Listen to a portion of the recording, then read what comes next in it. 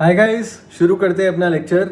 अभी तक हम लोग देख चुके हैं कि अपना वेरिएंस एनालिसिस कैसे हो रहा है एडवांस सिनेरियोज के अंदर। तो हम लोग अभी तक प्लानिंग एंड ऑपरेशनल वेरिएंसेस को कवर कर चुके हैं। अब अपने को मूव करना पड़ेगा अपने अगले टॉपिक्स के ऊपर, जिसमें से मैंने आपको ऑलरेडी बताया था कौन से इंपॉर्टेंट है। आपका प्लानिंग एंड ऑपरेशन तो इंपॉर्टेंट है ही, बट उसके अलावा एक्टिविटी बेस्ड कॉस्टिंग के अंदर वेरिएंस एनालिसिस, लर्निंग कर्व का इंपैक्ट, ये थोड़े से इंपॉर्टेंस रखते हैं आपके एग्जाम पर्सपेक्टिव से। ओके तो ये आपको ध्यान से देखना पड़ेगा। ये छोटे छोटे से टॉपिक्स हैं, तो इसमें बहुत ज़्यादा अपने को डिटेल में जाने की ज़रूरत नहीं पड़ेगी। बेसिकली एक क्वेश्चन अगर अपन कर लेंगे तो अपने को पूरी चीज़ समझ में आ जाएगी। बट एक छोटे से इंट्रोडक्शन के लिए मैं आपको बता देता हूँ कि एक्टिविटी बेस्ड कॉस्टिंग के अंदर अगर हम लोग वेरिएंस एनालिसिस करते हैं तो उसमें अपने को क्या करना पड़ेगा। तो जैसे कि अपन ऑलरेडी ये डिस्कस कर चुके हैं पिछले चैप्टर के अंदर कि एक्टिविटी बेस्ड कॉस्टिंग होता क्या है। एक्टिविटी बेस्ड कॉस्टिंग के अंदर हम लोग सिंपली अपने जो ओवरहेड्स होते हैं ना, उसको एक्टिविटी बेसिस पर डिवीजन करते हैं और फिर एलोकेशन कर देते हैं। तो उसकी वजह से अपने को बेटर कॉस्ट एलोकेशन मिलता है और अपने को डिटेल्ड एनालिसिस मिलता है कि अपने को कोई भी पर्टिकुलर प्रोसेस को करने के लिए कौन कौन सी एक्टिविटी को करना पड़ता है। तो वो एक्टिविटी कितनी ज़्यादा अपने लिए ज़रूरी है, वहाँ पर अपन वैल्यू चेन एनालिसिस भी कर सकते हैं। तो आपको पता चल जाता है कि कौन सी वैल्यू एडिंग एक्टिविटीज़ है, कौन सी नॉन वैल्यू एडिंग एक्टिविटीज़ है। ये तो हो गया आपका एक quick short revision of activity based costing. But इसके अंदर वेरिएंस एनालिसिस कैसे हो जाएगा, तो बहुत ही सिंपल है। अगर अपन लोग बात करते हैं वेरिएंस एनालिसिस की, तो वेरिएंस एनालिसिस आपका हमेशा एक्चुअल और आपके बजटेड डेटा का डिफरेंस ही होने वाला है। यानी कि इसमें कोई नई चीज़ अपन देखने नहीं वाले हैं। वेरिएंस एनालिसिस अगर एक्टिविटी बेस्ड कॉस्टिंग के अंदर कर रहे हैं तो अपने को सिर्फ एक ही बात पे ध्यान देना पड़ेगा कि वो कॉस्ट ड्राइवर के बेसिस पे होने वाला है। यानी कि अभी तक अपन लोग क्या देख रहे थे कि अपन यूनिट्स के बेसिस पर वेरिएंस एनालिसिस कर रहे हैं। यानी कि अगर मटेरियल का वेरिएंस एनालिसिस कर रहे हैं तो वो यूनिट्स के बेसिस पर हो जाएगा। अगर अपन लोग लेबर्स के अंदर या फिर ओवरहेड्स के अंदर भी वेरिएंस एनालिसिस कर रहे हैं तो वो अपने नंबर ऑफ आवर्स के बेसिस पे होता है जनरली। बट अगर अपन एक्टिविटी बेस्ड कॉस्टिंग के अंदर आ रहे हैं तो यहाँ पर कॉस्ट ड्राइवर वर्क करने लग जाते हैं। यानी कि यहाँ पर कॉस्ट ड्राइवर आपका नंबर ऑफ आवर्स नहीं होता, आपका नंबर ऑफ यूनिट्स नहीं होता। यहाँ पर हो सकता है कि आपने कितनी बार सेटअप किया, कितनी बार डिलीवरी करने गए, कितनी बार आपने इंस्पेक्शन किया। तो इस तरह के अलग अलग तरह के कॉस्ट ड्राइवर्स आपके यहाँ पर देखने को आपको मिल सकते हैं। So these are nothing but your activities which are required to be done while conducting the entire process. तो ये आपकी अलग अलग एक्टिविटीज आपने आइडेंटिफाई कर ली है। इसके अंदर आप लोग पर्टिकुलर एक्टिविटी के लिए जाके वेरिएंस एनालिसिस करते हो। तो ये बेसिकली आपको सर्विस सेक्टर में ज़्यादा देखने को मिलेगा, क्योंकि वहाँ पर आपको अलग अलग तरह की एक्टिविटीज़ करनी पड़ती है। ये सेम चीज़ अपन ने डिस्कस करी थी जब अपन एक्टिविटी बेस्ड कॉस्टिंग के टॉपिक को ही डिस्कस कर रहे थे कि वो ज़्यादातर यूज़ किया जाता है सर्विस सेक्टर के अंदर। ओके अब सर्विस सेक्टर या फिर एक्टिविटी बेस्ड कॉस्टिंग के अंदर क्या होता है कि अलग अलग तरह की एक्टिविटीज़ है, वो मुझे कितनी बार करनी चाहिए थी एज पर माई स्टैंडर्ड और मुझे कितनी बार एक्चुअल में करनी पड़ी। इन दोनों का डिफरेंस तो हो जाएगा आपका एफिशिएंसी का वेरिएंस। और वहीं पे वो एक्टिविटी को करने के लिए मुझे कितना पेमेंट करना चाहिए था, यानी कि मुझे कितना एक्सपेंडिचर इनकर करना पड़ता कंपेयर टू मैंने एक्चुअली में कितना एक्सपेंडिचर इनकर किया है। तो ये हो जाता है आपका एक्सपेंडिचर वेरिएंस, राइट। तो दो तरह के वेरिएंस यहाँ पर निकलने वाले हैं। एक तो हो गया आपका एफिशिएंसी, दूसरा हो गया एक्सपेंडिचर। और बहुत ही सिंपल सी बात है ना, जैसा अपन ट्रेडिशनल में कैलकुलेशन कर रहे थे वैसा ही तो मैं यहाँ पर भी कर रहा हूँ। इसका अपन एक एग्जांपल ले लेते हैं अभी। तो सेटअप अगर मुझे करना पड़ता है, for example I am manufacturing 200 units और मुझे यहाँ पर इसको मैन्युफैक्चर करने के लिए 5 बार सेटअप करने की जरूरत है एज पर माई स्टैंडर्ड। तो वो मुझे 5 बार करना चाहिए था और मुझे उसमें एक बार करने की कॉस्ट लगती फॉर एग्जाम्पल 20 रुपए। तो यानी कि मेरे टोटल कॉस्ट लगता सेटअप कॉस्ट 100 रुपए, 5 × 20, राइट। अब मैं एक्चुअल में जब देख रहा हूं तो मैंने सेटअप किया है 7 बार, सेम 200 यूनिट्स को ही मैन्युफैक्चर किया है, बट मैंने एक्चुअल में 7 बार सेटअप कर लिया है। तो अगर 7 बार सेटअप किया है तो मेरी एफिशिएंसी का वेरिएंस मुझे यहीं पर दिख जाता है। वो आता है 2 बार सेटअप करने का, राइट। तो 2 बार मैंने एक्स्ट्रा सेटअप किया तो वो मेरा एफिशिएंसी शो करता है, ये मेरा एडवर्स दिखने वाला है, राइट। क्योंकि मुझे 5 बार करना चाहिए था बट मैंने 7 बार कर दिया है, तो 2 बार से मेरा एफिशिएंसी तो एडवर्स दिखने वाला है ना। वहीं पे अगर मैं इसको कॉस्ट टर्म्स में लेके जाता हूं, जैसे कि अपन ने बात किया था कि 5 बार सेटअप करने का मेरा कॉस्ट क्या लगता है 100 रुपए, यानी कि एक बार का ले रहा हूं मैं 20 रुपीज। तो फिर मेरा एक्चुअल के साथ में कंपैरिजन होना चाहिए और एक्चुअल में मैं देख रहा हूं कि मैंने 7 बार सेटअप तो किया है बट उसका वेरिएंस तो हमने निकाल लिया ऑलरेडी एफिशिएंसी के अंदर। अब मैंने 7 बार सेटअप किया, इसका टोटल कॉस्ट मैंने जो इनकर किया है वो मैंने किया है लेट्स से 210 रुपीज। 210 किया है मतलब कि मैंने पर सेटअप 30 रुपीज इनकर किया होगा। अगर मैंने 30 रुपीज इनकर किया है तो मेरा पर सेटअप का भी तो डिफरेंस दिख रहा है, रेट का वो आया 10 रुपए, राइट। तो वो 10 रुपए का वेरिएंस में लेके जाऊंगा अपने एक्सपेंडिचर वेरिएंस के अंदर। तो इस तरह से आपका एक्टिविटी बेस्ड कॉस्टिंग के अंदर भी वेरिएंस एनालिसिस हो जाता है। अब जब मैं आपके साथ में डिस्कस कर रहा था तो आपको कहीं से भी ये फीलिंग नहीं आई होगी कि इसमें हम लोग कुछ नया कर रहे हैं। यहाँ पर हम लोग ट्रेडिशनल वे में ही तो कैलकुलेशन कर रहे हैं। तो यहाँ पर डिफरेंस क्या आया? तो डिफरेंस सिर्फ यही आया कि हम लोग यहाँ पर नंबर ऑफ आवर्स के बेसिस पर कैलकुलेशन नहीं कर रहे हैं, हम लोग नंबर ऑफ सेटअप्स के बेसिस पर कैलकुलेशन किए अभी अपने एग्जाम्पल के अंदर, राइट। तो कॉस्ट ड्राइवर आ जाता है यहाँ पर, आवर्स को रिप्लेस कर देता है, यूनिट्स को रिप्लेस कर देता है। सो हम लोग बात कर रहे हैं सिर्फ और सिर्फ कॉस्ट ड्राइवर्स की। तो बहुत ही सिंपल सा कॉन्सेप्ट है, ये आपको समझ में आ गया होगा। इसके ऊपर अपने को एक आईसीआई ने क्वेश्चन दिया हुआ है, इसको अपन एक बार डिस्कस कर लेते हैं। तो यहाँ पर N&S कंपनी की बात की है, NSC, ये मल्टीपल प्रोडक्ट बनाता है, बट इसका अपने को सिंगल प्रोडक्ट का काफी डिटेल दिया हुआ है। तो आउटपुट कितना बनाना चाहिए था? बजट के हिसाब से 2000 आउटपुट बनाना चाहिए था, और एक्चुअल में 2100 यूनिट्स को मैंने मैन्युफैक्चर किया है। इसको मैंने डिलीवर भी कर दिया कस्टमर को, यानी कि मेरा सेल्स हो चुका है। तो मुझे कस्टमर डिलीवरी कितनी करनी चाहिए थी? फॉर 2000 यूनिट्स मुझे 20 डिलीवरीज करनी चाहिए थी, as per my standard, as per my budget. Actual में मैंने 2100 यूनिट्स के लिए 19 डिलीवरीज करी है। अब ये डिलीवरी करने का डेफिनेटली मुझे कॉस्ट इनकर करना पड़ेगा, और वो मैं लेके जाऊंगा अपने ओवरहेड्स के अंदर। तो मेरा ओवरहेड्स भी दिख रहा है, बजटेड ओवरहेड्स मुझे दिख रहे हैं 4000 रुपीज के, और एक्चुअल दिख रहा है 3900 रुपीज का।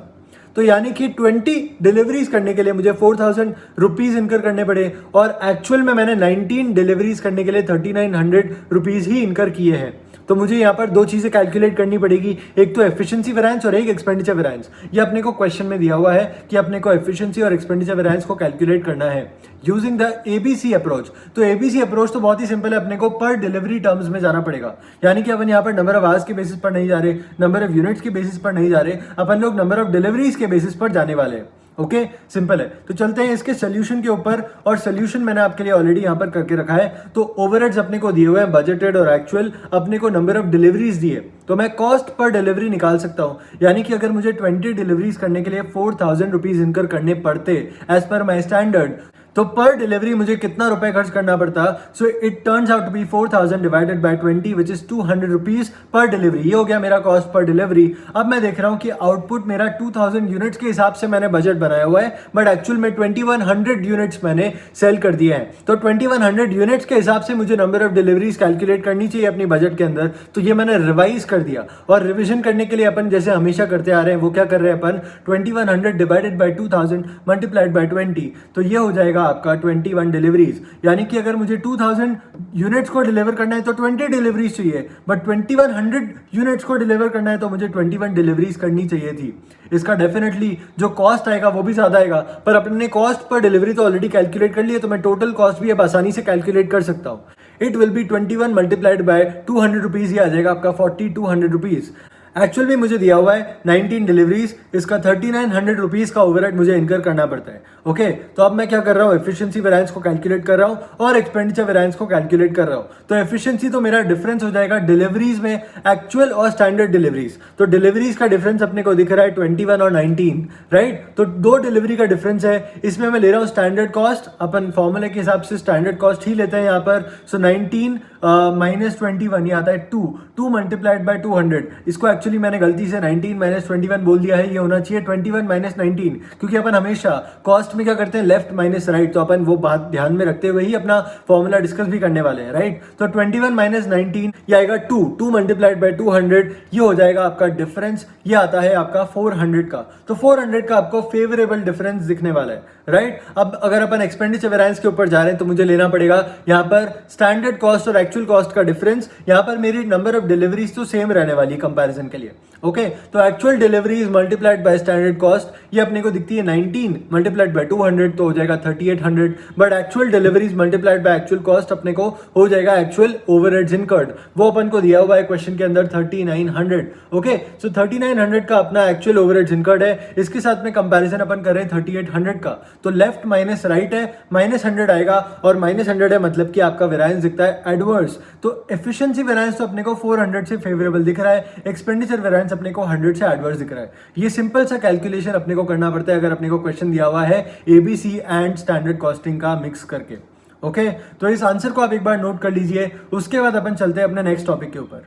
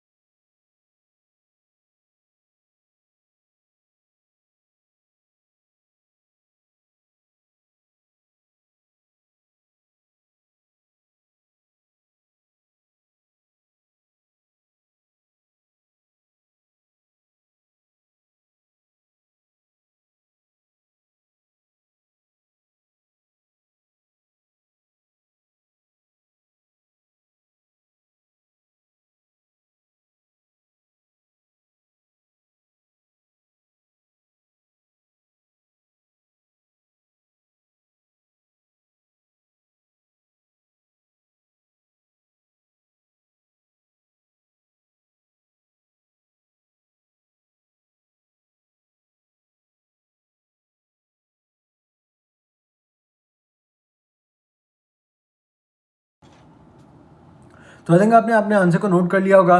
चलते हैं अपने नेक्स्ट टॉपिक के ऊपर, which is learning curve impact and variance analysis. तो इसका इम्पैक्ट क्या पड़ता है, अपन स्टैंडर्ड कॉस्टिंग में इसको कैसे यूज करते हैं। तो उसके पहले सबसे पहले तो लर्निंग कर्व क्या होता है। लर्निंग कर्व ये होता है कि अपन किसी भी पर्टिकुलर ऑपरेशन को अगर रिपीटेडली कर रहे होते हैं तो उसमें अपना एफिशिएंसी इंक्रीज होता जाता है, जिसकी वजह से मेरे नंबर ऑफ आवर्स जो लगेंगे वो सेम यूनिट को प्रोड्यूस करने के या फिर वो सेम बैच को प्रोड्यूस करने के वो डिक्रीज होते जाएंगे, राइट। तो ये होता है आपका लर्निंग कर्व का इम्पैक्ट। अब इसका स्टैंडर्ड कॉस्टिंग में क्या यूज है, इसका यूज ये है कि मैं इसके इम्पैक्ट को कंसिडर करते हुए मेरा स्टैंडर्ड बनाऊंगा, राइट। अगर मैंने स्टैंडर्ड को बनाया, इसका इम्पैक्ट कंसिडर नहीं किया तो मेरा स्टैंडर्ड गलत बनेगा पहले तो, फिर एक्चुअल के साथ में कंपैरिजन करूंगा तो वेरिएंस जो निकलेगा वो भी गलत निकलेगा और मेरा एंटायर कंट्रोल सिस्टम जो रहेगा वो जाएगा फॉर अ टॉस। तो मुझे इसको करेक्ट करने के लिए लर्निंग कर्व के इम्पैक्ट को तो कंसिडर करना ही पड़ेगा फॉर कैलकुलेटिंग माई स्टैंडर्ड्स या फॉर कैलकुलेटिंग माई टारगेट्स। तो उसको कैलकुलेट करने के लिए मैं हमेशा लर्निंग कर्व के इम्पैक्ट को कंसिडर करने वाला हूं। तो अपना क्वेश्चन इसी तरह से आएगा कि मुझे लर्निंग कर्व के इम्पैक्ट को यूज करते हुए मेरा स्टैंडर्ड सेट करना पड़ेगा और फिर कंपेयर करना पड़ेगा एक्चुअल के साथ में, राइट। इसके ऊपर एक क्वेश्चन दिया हुआ है आईसीआई ने, तो अपन वो देख लेते हैं। आईसीआई ने क्वेश्चन दिया हुआ है सिटी इंटरनेशनल कंपनी का। इसने बताया कि एक मल्टी प्रोडक्ट फर्म है और वो स्टैंडर्ड कॉस्टिंग सिस्टम पर वर्क करती है। अपने को सीनियर अकाउंटेंट ने पूरा डेटा दिया हुआ है बजट और एक्चुअल का। तो बजट के आउटपुट्स दिए हुए 30 यूनिट्स, लेबर आवर्स लगने चाहिए 180.74 आवर्स और कॉस्ट अपने को दी हुई है। एक्चुअल दिया हुआ है 25 यूनिट्स, आवर्स दिए हुए हैं और कॉस्ट दी हुई है। उसके बाद अपने को बताया हुआ है कि इसने कंसिडर किया है 90% का लर्निंग कर्व इम्पैक्ट और इसने सोचा कि 20 यूनिट्स को मैन्युफैक्चर करने के बाद लर्निंग कर्व का इम्पैक्ट खत्म हो जाएगा। बट एक्चुअल में देखने को मिलता है कि इसको 80% का लर्निंग ही इसको कंसिडर करना चाहिए था और 15 यूनिट्स के बाद ही वो खत्म हो जाने वाला है। तो अपने को रिवाइज करना पड़ेगा अपना स्टैंडर्ड और अपने को एडिशनल इंफॉर्मेशन में दिया हुआ है कि पहले यूनिट को बनाने के लिए आपको 10 आवर्स लगने वाले हैं। तो कैलकुलेशन करते हैं। तो आपको फॉर्मूला याद होगा, आई होप। अपना फॉर्मूला था y = ax to the power b और ये फॉर्मूला आपको याद रखना बहुत जरूरी है। इसके ऊपर अपन ने ऑलरेडी एक क्वेश्चन किया हुआ है अपने प्राइसिंग डिसीजन चैप्टर के अंदर। वहां पर अपन ने फॉर्मूला भी डिस्कस किया था, लॉग की प्रॉपर्टीज भी डिस्कस करी थी और मैंने आपको लिखवाया भी था। तो आई होप आपके नोट्स में वो लिखा हुआ होगा और आप पीछे जाके देखेंगे तो आपको मिल जाएगा अगर आपने लिखा होगा तो, राइट। तो यहाँ पर फॉर्मूला क्या है, y = ax to the power b। अपने को यहाँ पर थोड़ी सी डिटेल्स जो दी हुई है उसको यूज किया है मैंने, कॉस्ट पर आर निकाल लिया है। चाहे मेरे कितने भी घंटे लगे, कॉस्ट पर आर तो सेम रहने वाला है एज पर स्टैंडर्ड, राइट। तो वो मैंने कैलकुलेट कर लिया, एक्चुअल का भी कैलकुलेट कर लिया, उसको मैं यूज कर लूंगा अपने कैलकुलेशन के अंदर आगे जाके जो मुझे करना पड़ेगा। अब यहाँ पर अपने को पहले 15 यूनिट्स के लिए तो सबसे पहले निकाल लेते हैं। तो formula is y = ax to the power b। इसमें a क्या होता है, a होता है मेरा कि पहले यूनिट को बनाने के लिए मुझे कितने आवर्स रिक्वायर्ड है, तो वो अपने को दिया हुआ है 10 आवर्स। और फिर x क्या होता है, इसमें x होता है कि अपन कितने यूनिट्स के लिए कैलकुलेशन कर रहे हैं। तो यहाँ पर अपन 15 यूनिट्स के लिए कैलकुलेशन कर रहे हैं तो अपना x हो जाएगा 15, राइट। सो 10 × 15 और उसके बाद b क्या होता है, b होता है लर्निंग कर्व इंडेक्स। वो अपने को क्वेश्चन के अंदर दिया हुआ रहेगा कि अपने को अगर 80% का लर्निंग कर्व इम्पैक्ट कंसिडर करना है तो उसका लर्निंग कर्व इंडेक्स क्या रहेगा, वो क्वेश्चन में दिया हुआ रहेगा। तो प्रॉब्लम नहीं है वहां पर। 10 × 15 to the power -0.322 ये अपना आएगा y। और y क्या होता है सबसे इंपॉर्टेंट, तो y होता है कि आपको 15 यूनिट बनाने के लिए एवरेज आर पर यूनिट कितना लगने वाला है। ओके, तो वो मेरा आ जाएगा y और ये अपन कैलकुलेशन कर रहे हैं। सो log y = log 10 × 15 to the power -0.322। यहाँ पर प्रॉपर्टी लगाने वाले हैं अपन लॉग की। तो आपको याद होगा ब्रैकेट में कुछ मल्टीप्लिकेशन में होता है तो उसको आप लॉग में प्लस कर सकते हो, राइट। तो यहाँ पर जैसे दिया हुआ है log 10 × 15 to the power -0.322, तो इसको आप लिख सकते हो log 10 plus log 15 to the power -0.322। Okay, तो इस तरह से अपन लिख सकते हैं। ये एक प्रॉपर्टी होती है जो मैंने आपको बताई हुई है। उसके बाद अपन -0.322 को आगे लेके आ सकते हैं लॉग के। ये वाली जो प्रॉपर्टी पावर की है ये भी मैंने आपके साथ में डिस्कस करी हुई है। तो इसको अपन लिख लेंगे log 10 -0.322 log 15। 15 को मैं लिख सकता हूँ 5 × 3, तो ये हो जाएगा log 5 प्लस log 3, राइट। और मुझे log 5 की वैल्यू क्वेश्चन में दी हुई है, log 3 की वैल्यू भी क्वेश्चन में दी हुई है। तो ये हो जाता है अपना log y = 1 - 0.322 मल्टीप्लाइड बाय जो अपने को log 5 और log 3 की वैल्यू दी हुई है। तो अपना log y आ जाएगा। फिर log y को मुझे एंटी लॉग से y में कन्वर्ट करना पड़ेगा। तो ये हो जाता है आपका एंटी लॉग ब्रैकेट में log y = एंटी लॉग 0.6213। तो एंटी लॉग और लॉग तो कैंसिल हो जाएगा, बचेगा सिर्फ y = एंटी लॉग 0.6213 और आपको एंटी लॉग 0.6213 की वैल्यू भी क्वेश्चन में दी हुई है, वो आएगा आपका 4.181। तो ये होता है आपका average R per unit for the first 15 units. तो आपका टोटल टाइम 15 यूनिट्स के लिए कितना हो जाएगा, 15 मल्टीप्लाइड बाय 4.181, यह आएगा आपका 62.715। ओके, तो इस तरह से अपन 15 यूनिट का कैलकुलेशन कर रहे हैं। इसके बाद मैं अगले 14 यूनिट्स का कैलकुलेशन कर लूंगा, ताकि मेरा 15 माइनस 14 करके 15th यूनिट को मैन्युफैक्चर करने में कितना टाइम लग रहा है वो निकल जाएगा। तो 14 यूनिट्स का कैलकुलेशन कर रहा हूँ, सेम फॉर्मूला है, सेम तरीका है। आप ये कैलकुलेशन एक बार खुद से करके देखिएगा तो आपका एक बार प्रैक्टिस भी हो जाएगा। यहाँ पर आपका टोटल टाइम फॉर 14 यूनिट्स आता है 59.85। अब मेरे को 15th यूनिट का निकालना है, तो क्या हो जाएगा 15th माइनस 14th, तो ये हो जाएगा आपका 62.715 माइनस 59.85। ये आपका निकला है 15th यूनिट को मैन्युफैक्चर करने का टाइम। यह आएगा आपका 2.865। इसको आप मल्टीप्लाई करोगे अब 10 यूनिट्स के साथ में, क्योंकि 25 यूनिट्स का निकालना है। पहले 15 का तो आपने निकाल लिया 62.715, अगले 10 का आपका 15th यूनिट का जिस रेट से बनेगा उसी रेट से आगे के 10 यूनिट बनने वाले हैं। तो 2.865 मल्टीप्लाइड बाय 10, यह आएगा 28.65, और आपका टोटल टाइम निकल जाएगा 25 यूनिट्स को बनाने का। ये आपका स्टैंडर्ड टाइम है, इसको भूलिएगा मत कि ये स्टैंडर्ड टाइम है, राइट। स्टैंडर्ड कॉस्ट अपन निकाल चुके हैं ऊपर ही, स्टैंडर्ड टाइम अपने को पता चल गया है, एक्चुअल टाइम अपने पास है, एक्चुअल कॉस्ट भी अपने पास है। तो अब अपन एफिशिएंसी और रेट वेरिएंस को कैलकुलेट कर सकते हैं। तो सबसे पहले स्टैंडर्ड आवर्स और एक्चुअल आवर्स का कंपैरिजन है एफिशिएंसी वेरिएंस के लिए। तो 91.365 और 118.08 का कंपैरिजन होने वाला है। लेफ्ट माइनस राइट जाएंगे, कॉस्ट है तो 91.365 माइनस 118.08 मल्टीप्लाइड बाय 660, तो ये आ जाएगा आपका 17632। माइनस का तो आपको दिख रहा है कि ये एडवर्स है, राइट। फिर रेट वेरिएंस के लिए आपको सिर्फ और सिर्फ कॉस्ट का कंपैरिजन करना है, तो आपको 660 माइनस 675 मल्टीप्लाइड बाय 118.08 करना पड़ेगा। तो ये आएगा 1771 एडवर्स का, यानी कि माइनस 1771। तो आपका रेट वेरिएंस भी निकल चुका है। और इस तरह से आपका सोल्यूशन हो जाता है क्या? नहीं, आपको क्वेश्चन में पूछा हुआ है कि रिकंसाइल करके बताओ एक्चुअल कॉस्ट और बजट कॉस्ट को। ओके, तो अपन एक्चुअल कॉस्ट से बजट कॉस्ट के ऊपर जा रहे हैं। एक्चुअल कॉस्ट मुझे दिख रहा है 79704, ये अपने को क्वेश्चन के अंदर दिया हुआ है। अब मेरा एफिशिएंसी वेरिएंस मैंने निकाल लिया है, रेट वेरिएंस मैंने निकाल लिया है, इन दोनों को पुट कर देता हूं और मैं बजट कॉस्ट के ऊपर पहुंच जाता हूं। तो सिंपल सा कैलकुलेशन है, आपको इसमें रिकंसिलिएशन स्टेटमेंट बनाना ही पड़ेगा, वरना आप मार्क्स यहां पर लूज कर दोगे। क्योंकि क्वेश्चन में आपको ये कैलकुलेशन तक नहीं पूछा हुआ है, आपको पूछा हुआ है कि रिकंसिलिएशन स्टेटमेंट बना के बताओ। तो आपका मेन आंसर तो ये स्टेटमेंट है। ये सारी चीजें जो कैलकुलेशन अपन ने करी है ये आपके सपोर्टिंग कैलकुलेशंस है, राइट। तो आपको वो तो करनी ही है, बट साथ में रिकंसिलिएशन स्टेटमेंट बनाना बहुत ज्यादा जरूरी है आपके लिए। तो इस तरह से आपका सोल्यूशन हो जाएगा, इसको आप एक बार नोट कर लीजिए और फिर अपन अपने नेक्स्ट टॉपिक के ऊपर जाते हैं।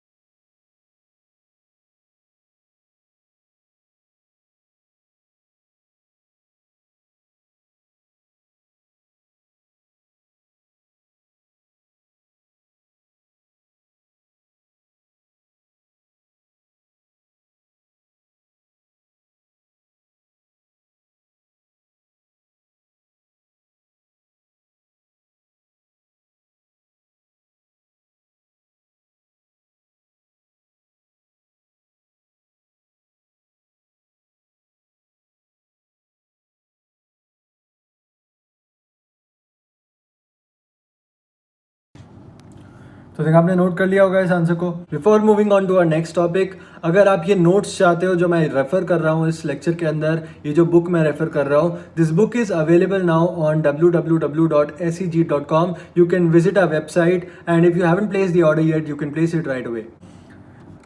तो चलते हैं अपने नेक्स्ट टॉपिक के ऊपर। सो नेक्स्ट टॉपिक इज कि अपन कैसे वेरिएंस एनालिसिस को यूज़ करने वाले हैं। अगर अपन बात करते हैं रेलेवेंट कॉस्ट अप्रोच की, रेलेवेंट कॉस्ट अप्रोच के अंदर अपन लोग ये देखने वाले हैं कि अगर फॉर एग्जांपल मेरे पास कोई अवेलेबल स्पेस है और उसको मैं यूटिलाइज कर सकता हूँ दो तरह से, यानी कि अगर मैं एक तो मशीन लगा सकता हूँ वहाँ पर और वो मशीन से मेरा इतना आउटपुट जनरेट होगा, उसका इतना मेरे को कॉन्ट्रीब्यूशन मिलेगा, वहीं पे कंपैरिजन में मैं उसको रेंट पे दे सकता हूँ तो उसका मुझे इतना रेंट रिसीव होगा, उसका कंपैरिजन फिर अपन रेलेवेंट कॉस्ट ले लेते हैं जो अपने को रेलेवेंट वहाँ पर कॉस्ट लग रही होती है उसको आउटपुट को बनाने में, या फिर अपन अगर रेंट पे दे रहे हैं तो उसमें भी अगर अपनी कोई कॉस्ट इनकर हो रही है तो वो भी अपन कंसिडर कर लेते हैं। उसके बाद में देखते हैं कि फायदा किधर ज्यादा है। ये होता है आपका बेसिक डिसीजन मेकिंग, राइट। तो relevant cost approach variance analysis के अंदर कैसे आता है कि अगर अपने पास में इनपुट्स जो है वो लिमिटेड है और उनको अगर अपन इस तरह से यूज नहीं कर रहे कि अपना मैक्सिमम कॉन्ट्रीब्यूशन आ जाए, तो वहां पर लॉस ऑफ कॉन्ट्रीब्यूशन का भी तो अपने को वेरिएंस एनालिसिस करना चाहिए। यानी कि अगर मेरे इनपुट्स जो है वो लिमिटेड है तो उसको अक्वायर करने के लिए मेरी एक कॉस्ट लगी होगी, वो कॉस्ट का कंपैरिजन मैं स्टैंडर्ड के साथ में करूंगा, मेरा वहां पर एक लॉस्ट कॉन्ट्रीब्यूशन का एनालिसिस बनेगा। ठीक है, ये मैं प्राइस वेरिएंस या एक्सपेंडिचर वेरिएंस के अंदर लेके नहीं जा रहा हूं, ये लेके जा रहा हूं मैं अपने कॉन्ट्रीब्यूशन के वेरिएंस के अंदर, यानी कि मैं इसका इंपैक्ट सीधे कंसिडर कर रहा हूं कि मेरा कॉन्ट्रीब्यूशन का कितना लॉस हो रहा है क्योंकि मेरा कॉस्ट इनकर हो रहा है यहाँ पर एडिशनली, क्योंकि मेरे इनपुट जो है वो लिमिटेड है, राइट। तो ये होता है आपका relevant cost approach to variance analysis. वहीं पे अगर अपने को थ्रूपुट अकाउंटिंग के अंदर वेरिएंस एनालिसिस करना पड़ा तो वहां पर क्या होगा, तो थ्रूपुट अकाउंटिंग ये बोलता है अपने को कि अपने जो रिसोर्सेज है वो बहुत लिमिटेड है, यानी कि वहां पर अपना कंस्ट्रेंट आ रहा है, वो बॉटलनेक है, तो उसका अपन पहले से ही एक बफर में लेके चलेंगे ताकि अपने ऊपर कभी भी कंस्ट्रेंट ना आए। तो अपने को कितना रखना चाहिए था, अपन ने कितना रखा हुआ है, उसकी वजह से कहीं पे कंस्ट्रेंट तो नहीं आ रहा है रिसोर्स में, तो वो इन्वेंट्री के बफर की साइज को अपन ट्रैक करते रहेंगे, उसमें कितने वेरिएशन आ रहे हैं वो अपन ट्रैक करेंगे और मेन एम्फेसिस वहीं पे होता है। तो यहाँ पर ट्रेडिशनल वेरिएंस एनालिसिस नहीं हो रहा है, यहाँ पर हम लोग सिर्फ कंसीडर कर रहे हैं कि अपने साइज में इन्वेंट्री के कितना वेरिएशन आ रहा है, तो वो होता है आपका variance analysis and throughput accounting.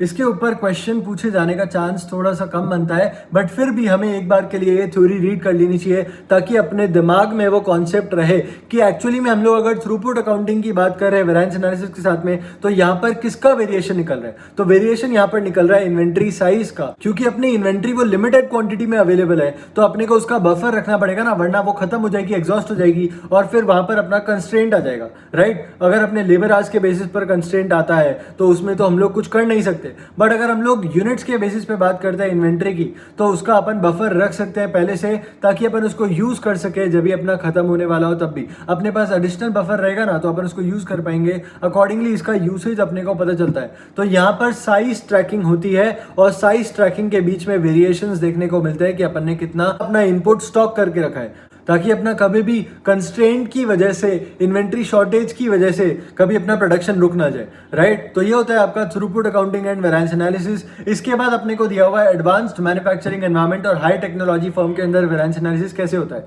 तो इसमें बेसिकली अपने को जो देखने को मिलता है ना, वो होता है आपका मटीरियल का और उसके अलावा होता है आपका ओवरहेड्स का, यानी कि यहाँ पर लेबर जनरली फिक्स्ड होता है, क्योंकि हम लोग यहाँ पर हाई स्किल्ड लेबर को यूज करते हैं ना, तो वो जनरली अपने कॉन्ट्रैक्चुअल बेसिस पे नहीं होते हैं, वो अपने फिक्स्ड बेसिस पे होते हैं, सैलरीड बेसिस पे होते हैं, तो उनका एक फिक्स्ड कॉस्ट जाता है, तो उसके अंदर अपने को वेरिएंसेस देखने को नहीं मिलते हैं ज्यादातर करके, बट अपने को मटेरियल के यूसेज में और ओवरहेड्स के अंदर, क्योंकि काफी सारे एक्टिविटीज यहाँ पर करनी पड़ती है और काफी मटेरियल का यूज आता है, तो अपन उसके अंदर वेरिएंस एनालिसिस कर सकते हैं। तो यहाँ पर जो कैलकुलेशन होगा वो तो अपने ट्रेडिशनल वे में ही होने वाला है, बट अगर आपको एडवांस्ड मैन्युफैक्चरिंग एनवायरनमेंट की बात की जा रही है या फिर हाई टेक्नोलॉजी फर्म के बारे में क्वेश्चन आता है, तो आपको ध्यान देना पड़ेगा कि मटेरियल और ओवरहेड के बीच में ज्यादा वेरिएंस देखने को मिलेगा, लेबर में ज्यादा वेरिएंस अपने को देखने को नहीं मिलेगा। तो लेबर का वेरिएंस ऑलमोस्ट नील या फिर बहुत ही नेग्लिजिबल हो जाता है अगर अपन हाई टेक्नोलॉजी फर्म या फिर एडवांस्ड मैन्युफैक्चरिंग एनवायरनमेंट की बात करते हैं। तो उसके अलावा एक और इंपॉर्टेंट पॉइंट जो होता है वो ये होता है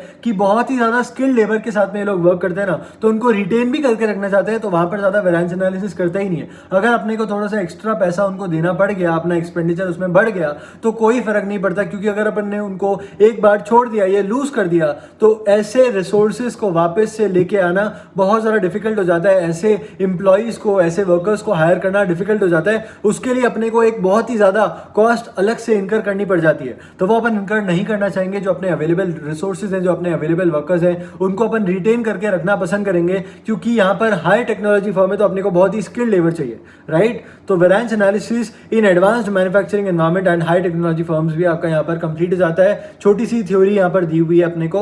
उसके बाद आता है standard costing in service sector. तो ये ठीक एबीसी कॉस्टिंग जैसे ही वर्क करता है, जैसे कि मैंने आपको एबीसी में भी बताया था कि वहां पर ज्यादा से ज्यादा सर्विस सेक्टर के अंदर अपन यूज कर सकते हैं, बट सर्विस सेक्टर यहाँ पर अलग से दिया हुआ है, तो इसके अंदर भी एबीसी वाला ही अप्रोच यूज किया जाता है। ओके, अब इसके अंदर यहाँ पर एक अपने को टॉपिक दिया हुआ है मैकडोनल्डाइजेशन।